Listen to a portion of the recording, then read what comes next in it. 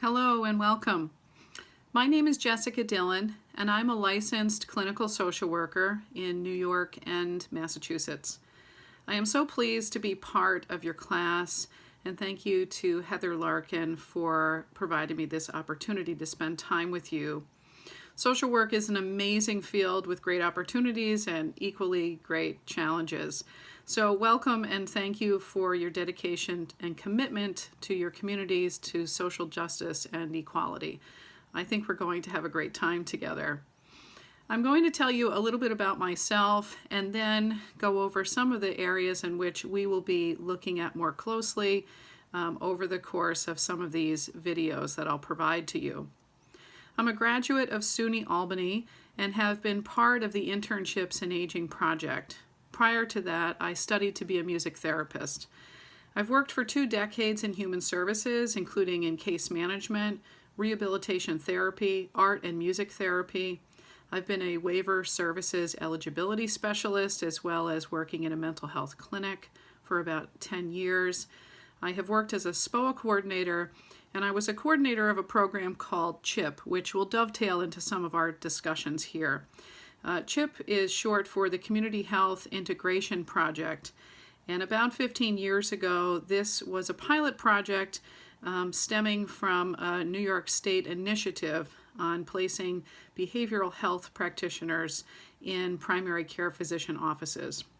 It's a project that I was very passionate about at the time and continue to also have a strong inkling towards now, although we're much more integrated now than we were 15 years ago. In addition to that, I have taught as an adjunct professor, and I actually taught this class when it was being reconceptualized. And around that same time frame, somewhere in the neighborhood of 8 to 10 years ago, I had rebuilt some of this course. So it's thrilling to me to be back with you all here and to notice how far we've come. I would just make note that in all of those experiences, while my work as a social worker was one that was born out of evidence-based practice and immersion experiences and practicums and so forth, that before that I had what I would call an intensive immersion in the study of human behavior, in that I worked in various settings, including my parents' business when I was a child, starting at around age 4 or 5.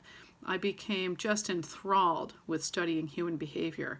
And so all of my time as a retail clerk and someone who worked in jewelry and antiques moved into me starting my own business at age 14. And now I'm a private practitioner in Saugerties. So what I mean to say there is that I would impress upon you that your past experiences are entirely helpful and relevant in what it is that you're doing now. And if you can take that position in yourself, you can also hold that space for your clients. So I would encourage you to consider all the ways in which your own background may be an asset to you in social work. All of my earliest recollections learning about people and their stories and choices just fascinated me. So I hope that that's part of your experience as well. My private practice has transitioned from a part-time endeavor in which I thought maybe, perhaps, if the timing was right and the stars aligned, that I would be able to get it off the ground into a full-time practice.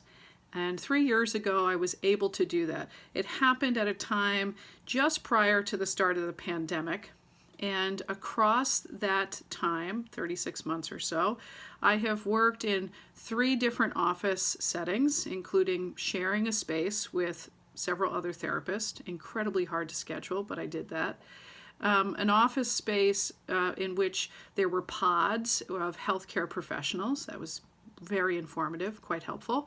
And also a large rehabilitated building in the village of Saugerties that is now home to a yoga studio, hair salon, several riders, a tech company, a massage therapist, and many mental health professionals. So while my practice has moved from an in-person model to virtual telehealth, I believe it's still important to hold on to the conversations about collaborating and integrating, and perhaps even more so now that we are virtual. And so I'll talk a little bit about that as well. In the next series of videos, I will share with you my experiences as well as what is happening in the present time, both in private practice and healthcare settings, and how the pandemic has shaped service delivery overall. From time to time, I may offer to you some resources, and your instructor will provide these to you when appropriate. I do a lot of reading. I would encourage that for you too. And when we're referencing books or materials, online videos, you'll have a link or other delivery system to take a look at that. So again, thank you so much for your interest and your time, and I'm excited to get to know you further.